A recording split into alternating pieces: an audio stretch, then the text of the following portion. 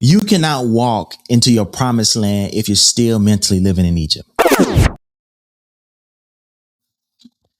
So you did the work. And if you don't know what I'm talking about, you have to go watch my last video on clarity and vision.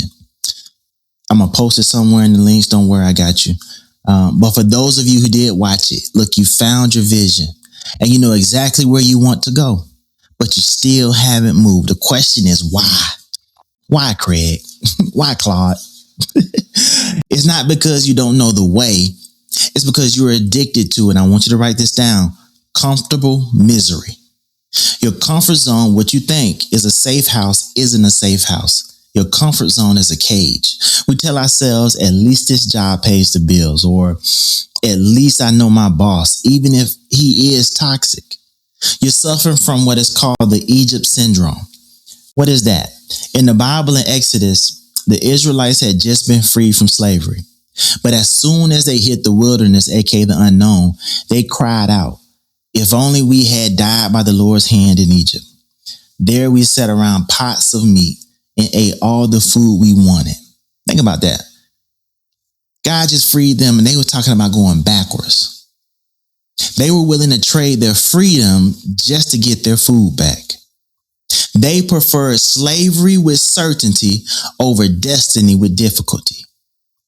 And the question you have to ask yourself is, are you doing the same thing? Are you staying in a dead-end job or dead-end friendship just because it feeds you, even though it's killing your spirit? You have to realize that the fear of the unknown is a liar. It's deceptive. You're scared to leave because you can't predict the future. But look at your current situation. You can predict the future and you hate it. If you stay where you are, you know exactly what next year looks like. Next year, you're going to have the same frustration, the same ceiling, the same burnout, etc., etc. Build out your list. Growth requires a wilderness season. Let me say that again. Growth requires a wilderness season. In Joshua 1:9, it says, have I not commanded you, be strong and courageous? Don't be afraid, for the Lord your God will be with you wherever you go. God didn't promise the path would be easy, but what he did promise was he would be with you. You're waiting for the fear to go away before you move. But courage isn't the absence of fear. Courage is moving while you're afraid because your vision is bigger than your worry. I want to say that again. Courage is moving while you're afraid because your vision is bigger than your worry. So how do we break the chains of Egypt?